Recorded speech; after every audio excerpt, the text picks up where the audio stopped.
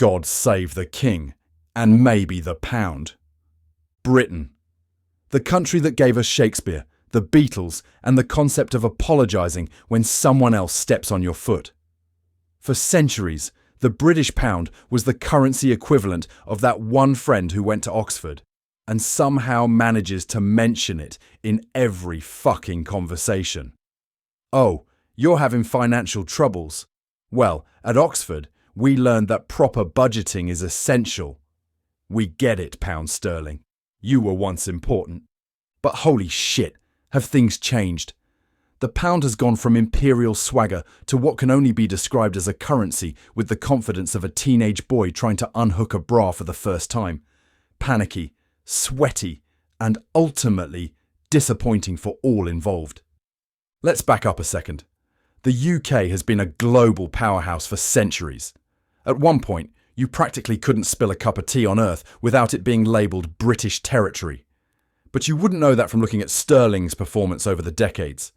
This currency has faced so many ups and downs, it's basically the economic version of your friend who invests in questionable crypto and then wonders why their bank account has the sad beep. Once upon a time, British monarchs had enough illusions of grandeur that a pound was worth over $5. $5. That's not a currency exchange rate. That's a fucking power move. Oh, you have dollars? How quaint. I have pounds. But fast forward through the big highlights.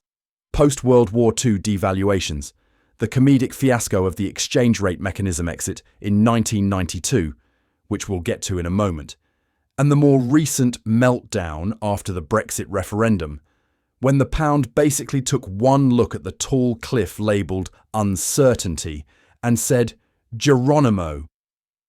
And that 1992 ERM disaster, that wasn't just any ordinary financial hiccup. That was Black Wednesday, a day so catastrophic for the British economy that it should have its own disaster movie starring Dwayne Johnson as the pound and Helen Mirren as the Bank of England, desperately trying to save it while everything explodes around them. The UK had joined this European currency club where everyone agreed to keep their currencies within certain ranges of each other, like a financial version of synchronised swimming, except Britain turned out to be the one person who can't even float. When speculators, led by some billionaire whose name we won't mention here, who made £1 billion in the process, started betting against sterling, the Bank of England tried everything short of standing on the street corner with a please buy pounds sign. They raised interest rates to 15% in a single day. That's not monetary policy, that's financial panic. It's like trying to put out a kitchen fire by flooding your entire neighbourhood. But the real pièce de resistance in the pound's journey toward humiliation came with Brexit. When Britons voted to leave the EU in 2016, the pound didn't just decline, it fucking nosedived. It was the currency equivalent of that video where the guy tries to jump into a pool from a roof but hits the concrete instead. You know the one. It makes you wince just thinking about it. And just when you thought it couldn't get worse, along came Liz Truss and her mini budget in 2022. I say mini in the same way the Titanic had a minor navigation issue. This wasn't just a budget, it was a financial death wish. Truss and her Chancellor Kwasi Kwarteng announced massive unfunded tax cuts that sent the markets into a panic not seen since the last time Britain fucked up its currency. The pound crashed to its lowest level against the dollar in history. Government borrowing costs soared and pension funds nearly collapsed. It was so bad that a British newspaper set up a live stream of a lettuce to see if it would outlast Truss's premiership. Spoiler alert, the lettuce won. The fucking lettuce outlasted the Prime Minister of the United Kingdom. That's not just a political failure, that's a punchline that writes itself. So here we are today, with the pound hovering nervously above dollar parity like a skydiver whose parachute was packed by the same people who planned Brexit. The question isn't just whether the pound could fall below $1, it's whether anyone would even be surprised when it happens. And why is this happening? Well, for one thing, Britain has a persistent current account deficit, meaning it imports more than it exports. This puts constant downward pressure on the pound, like trying to run uphill while carrying a refrigerator and being chased by a bear wearing a Make America Great Again hat. Then there's the political instability. Since 2016, Britain has had more prime ministers than some people have had haircuts. This revolving door at 10 Downing Street doesn't exactly scream stable investment environment. It screams, what the fuck is happening over there? And investors, being the skittish creatures they are, don't stick around to find out. They grab their money and run to safer havens, typically the US dollar or Swiss franc. If the pound does break below dollar parity, the psychological impact would be enormous. Imagine the country that once had the world's reserve currency now having to admit its money is worth less than America's. A country it still sometimes patronizingly refers to as the colonies. It would be like finding out your successful child now earns more than you do. Theoretically, you should be proud, but it's still a bit of a blow to the ego. The practical impacts would be just as significant.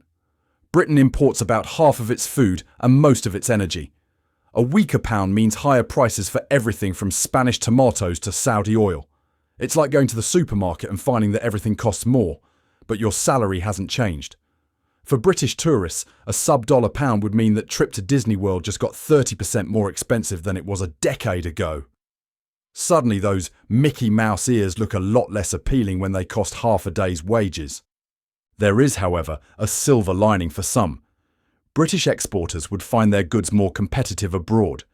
Foreign tourists would flock to London, finding that afternoon tea at the Ritz is now merely expensive, rather than requiring you to sell a kidney on the black market.